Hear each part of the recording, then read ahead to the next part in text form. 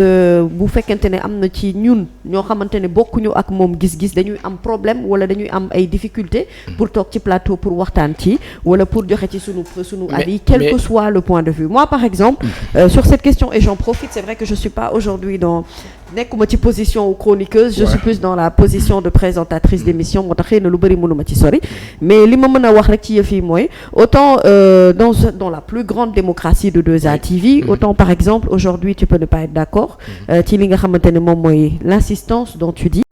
Autant moi peut-être ak sama point de vue ak xëy na regard bi may am, autant je peux le soutenir bien sur sûr, plein de choses. Je trouve que parfois pas ça, on ne le dit pas souvent, mais il y a une certaine injustice yoo xamante ne nit daf koy dund te dafay doon loo xamante ne nii maanaam réeroo mën na ko indi, ñàkk am toutes les informations liées à une situation également daf koy indi et le fait que également ñi dañu gaaw a juger porte benn jugement de valeur vis-à-vis à une personne. Ahmed Aïdara en la personne de Ahmed, c'est quelqu'un qui s'est toujours battu avant qu'il ne soit maire ni député, encore moins dans la politique, ci li nga xamante ne moom mooy gis-gisu sénégalais, dundunul sénégalais. Ça a toujours été sa bataille de tous les jours. Et bu demee ci opposition parce que am na gis-gis boo xamante ne moom moo nekk ci moom bu ko animé, bu fekkente ne ambition également dépassé na le fait d'être maire ou d'être président de l'Assemblée, xëy na am na ci ay bases yu légitimes yoo xamante ne teg na ko fa. Et ne serait-ce que pour ça aussi, on peut lui accorder le bénéfice du doute et ne pas vite porter le jugement sur la personne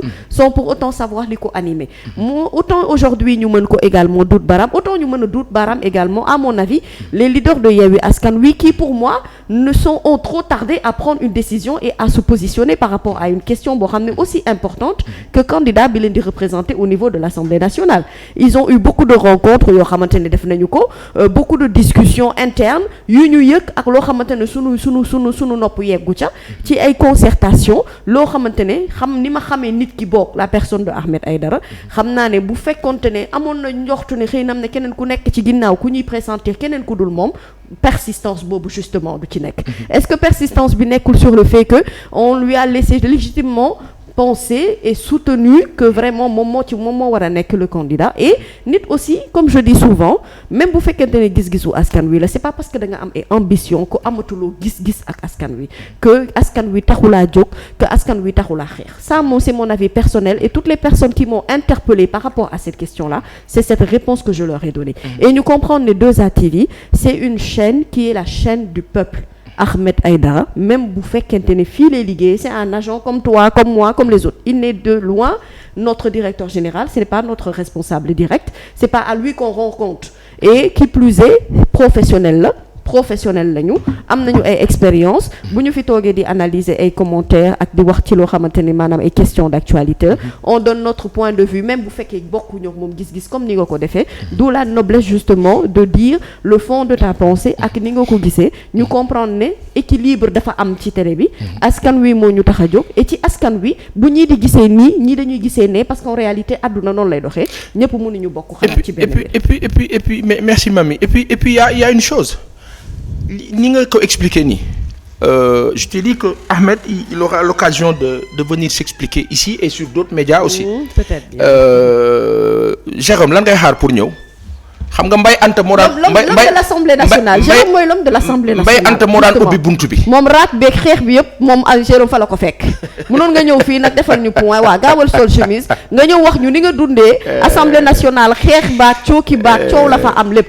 te xam nga ci biir wax ji aussi je te laisse terminer, après tu répondras peut-être à cette question. Mamadou Lamine Diallo à un moment donné joxe woon na benn sortie de crise, mais les nerfs étaient tellement tendus au niveau de l'Assemblée que je pense que accordé wuñu crédit à ce qu'il disait. Te situation bi ñu dund ci Assemblée nationale 2022, c'est une situation comme tu connais qu'on a vécu réellement la même en 2014 et des solutions ont été trouvées. Mamadou Lamine Diallo pour moi pouvait être le parfait président de l'Assemblée nationale. ci sama gis-gis. Ça aurait été un candidat de consensus pour l'opposition. C'est dommage que je ne sais pas comment les gens se sont organisés entre eux. On n'est pas à l'interne pour xam à l'intérieur pour xam qu'est-ce qui se passe, mais c'est foofu laay wax ne à ce niveau l'opposition a fauté. L'intercoalition Yewwi Wallu, vous avez vachement fauté à ce niveau-là. xaw ma nan ngeen def ba àndu leen ci benn candidature en passant, mais après il y a des réalités yoo xam ni duñ ko xam ni dinañ ko xam à venir les jours à venir, wala peut-être selon ce qu'on entend ça et là. Mais damay wax ne par rapport aux positions des uns et des autres, déggoo ma ne la décision ba fi waay jëy daaka jël daaka assumer position ba waay am libre na si tey jii nii par rapport à la chaîne 2A TV je pense même qu'il y a même pas d'explication à donner parce que pour les gens qui se sont abonnés qui se désabonnent etc c'est de liberté c'est comme quelqu'un qui prend sa télécommande qui zappe qui va sur telle chaîne ou telle autre chaîne li am solo mooy l'existence du produit qui continue. C'est tout. Et que les gens puissent avoir leur avis libre aussi de suivre ou de ne pas suivre. Exactement. Au-delà aussi de leur proposer un contenu de qualité. Exactement. Donc li ci des yëpp c'est li ñu naan man li ma gëm mooy kat si nekk libre nga def la la neex. Voilà, c'est tout. ànd si la nga d'accord ou la nga d'accord. mu ngi noonu de parce que la liberté de chacun s'arrête là. Exactement. Tout simplement. Maintenant au-delà sur l'acte politique. L'acte politique dafa requérir ànd ak askan bi. Mais est-ce que askan bi yëpp tamit. askan bi la ñu am. askan bi ce serait pas prétentieux. non penser que xëy na xalaatu benn nit. non wala xalaatu benn pàcc ci nit ñi. wala ñi nga xam ne dañoo far ak benn parti. xëy na ci wàllu politique. loolu mooy gis-gis non gis-gis bi mooy la majorité. quand on parle de la majorité am na ñoo xam ne bokkuñu Yewwi Askan Wi te ñu bëgg ñi ëpp bokkuñu Yewwi Askan Wi ak sénégalais ñi ëpp est-ce que xam nga ni ñi opposé wu ñoo ëpp opposition ñoo ëpp nguur. mais doo leen gis doo leen dégg tey jii nii boo waxee ñu ne la foo koy nattee.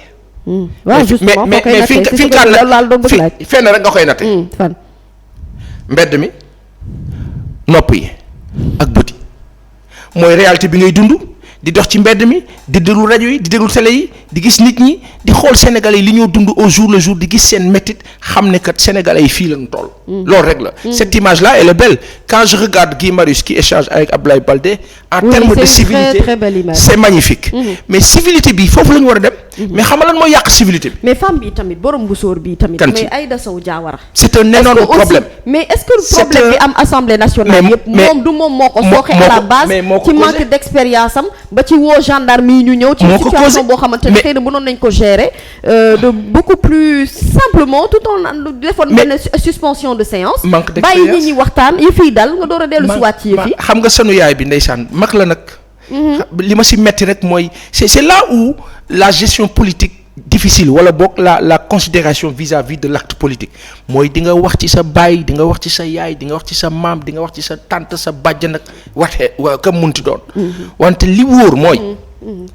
Assemblée nationale malheureusement il y a eu le trop d'exécutif sur ce législatif là.